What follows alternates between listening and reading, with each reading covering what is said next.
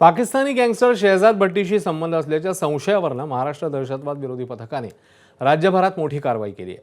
राज्यामध्ये 150हून अधिक ठिकाणी सर्च ऑपरेशन एकाच वेळी राबवण्यात आलं। अनेक संशयितांच्या घरी आणि इतर ठिकाणी छापेमारी करण्यात आली। मुंबईतील ठाणे, कुर्ला, बांद्रा, जोगेश्वरी या भागांसह नवी मुंबई, मीरा भाईंदर येथे एटीएसची पथकं तपास करतात। सातारा, संभाजीनगर आणि अन्य राज्यातल्या काही शहरांमध्ये ही कारवाई सुरू आहे अशी माहिती आहे। शहजाद भट्टीशी सोशल मीडियाच्या माध्यमातून राज्यातील सुमारे 150 जण संपर्कात असल्याचा संशय तपास यंत्रणांना आहे। या पार्श्वभूमीवर संबंधित व्यक्ती एटीएसच्या रडारवर आहे। त्यांच्या डिजिटल व्यवहारांसह सोशल मीडिया संपर्काची पडताळणी केली जाते।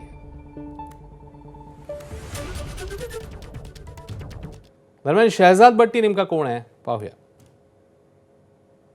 तो पाकिस्तानची गुप्तहेर संघटना ISIचा डिजिटल एजंट आहे। सध्या दुबईमध्ये बसून तो गुन्हेगारी नेटवर्क चालवतो। सुरुवातीला कंटेंट क्रिएटर अशी त्याची ओळख होती। सोशल मीडियावर 333 नावानं तो प्रसिद्ध होता।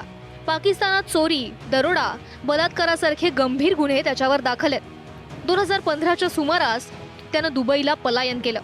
दुबईला डोगर टोळी आणि खोक टोळीच्या तो संपर्कात आला। पाकिस्तानच्या ISIच्या संपर्कात आल्यानंतर भारताविरोधात त्यानं कारवाया सुरू केल्या। सोशल मीडियाच्या माध्यमातून तरुणांचं ब्रेनवॉश करण्याचं काम तो करतो।